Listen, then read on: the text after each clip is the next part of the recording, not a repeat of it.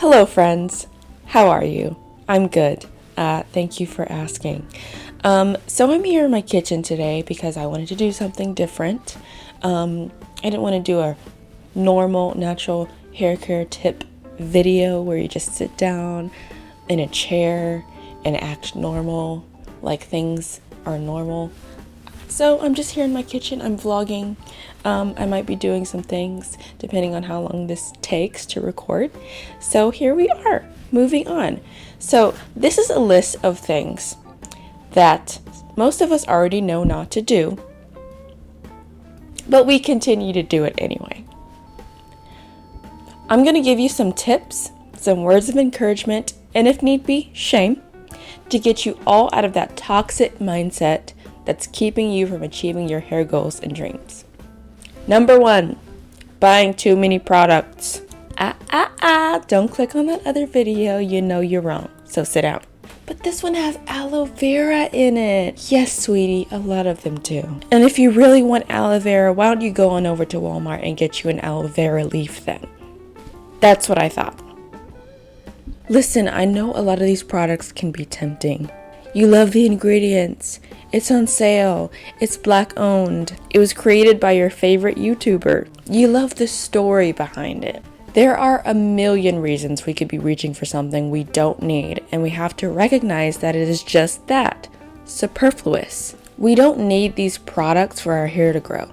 You don't have to support anyone. But if you are going to support someone, support your friends. Like your actual friends, the ones you've met in real life, with real money or barter. There are local artists out there who would love to have millions of supporters, but if they're supported by their friends and family, that means even more. If it's expensive, so what? Think of it as preventing yourself from buying 4 or 5 other products that would cost the same amount. Number 2, changing your hairstyle too often. Get your hands out of your hair. Stop touching it. Your hair is strong and resilient, but it doesn't like to be poked every day. No one wants that. If you obsess over your hair every day, you're going to find something you don't like about it. For those of you who have HIH, pick a hairstyle that will last you a week and can be altered every few days to change up your look without actually changing the style. Braids, twists, wash and goes, some cornrow styles. These can all be worn multiple ways, so I suggest you take advantage of that. If you get bored, then throw a wig on top.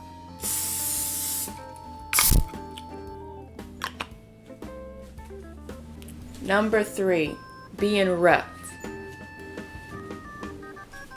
You know. I know you know. And you know I know you know. Girl, if you cannot control yourself with a comb or a brush, put it in the trash. You are much more less likely to start ripping through your hair with your fingers because you will literally feel every hair. Don't wait too long to detangle your hair because the more you wait, the more shed hairs there will be, and it'll be harder, obviously. Use oil and or conditioner and or water to lubricate the strands so they can easily slide past each other. Conditioner is kind of like manners. If your hair has none, then they be rubbing up against each other like, you wanna go? But if you add conditioner, excuse me, go right on ahead. Thank you very much. Also, hold your ends, because guess what happens when you let go? They tangle up again. So, shorten the time it takes and prevent your ends from tangling up again by holding the ends, friend. When you feel resistance, stop. Chandler Bing said that and he was right. Just pull the hair apart and then go through again. You're gonna save so many inches. Also, if you're still sleeping on cotton, girl, I have a hair saving hack for you. Go to Joann's, get you a satin cloth piece, like 2x5, you know, and just get like 5 of those, put them on your pillow. You don't have to go out and buy a whole silk pillowcase. You can just get something cheap, DIY, put it on your car seat, put it in your purse, take it with you everywhere. Make it weird. It's cheap, it's easy, you can just put it in the wash and get a new one when you're done. So simple. Now there's no excuse to get yourself together. Number 3, hating on your hair. Come on now, it's 2022. You hate your 4C hair? That is so 2019. You hate your thin hair? That is so 2020.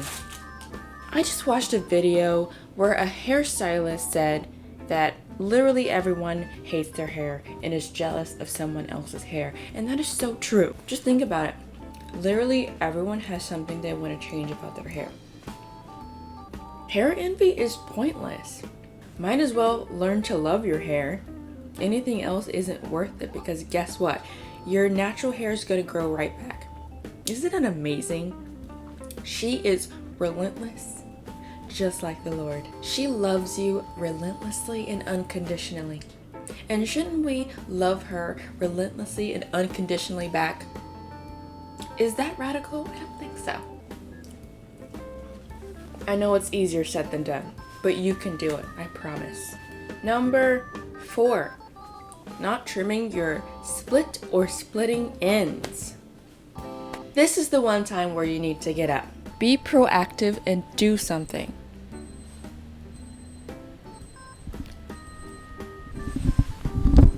Those split and splitting ends are doing nothing for you.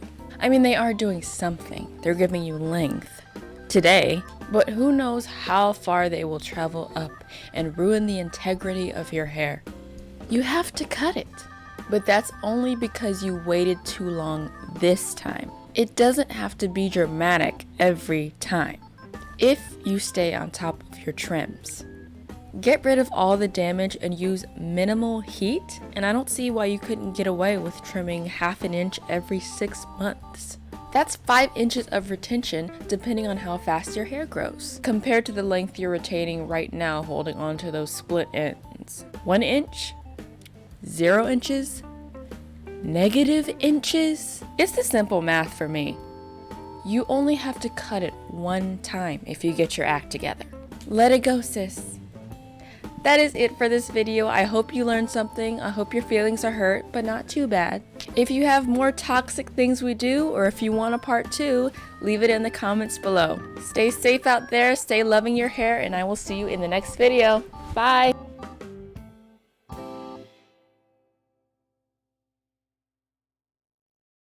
Seriously, measure your hair right now. Divide that number by how many years you've been growing out your hair.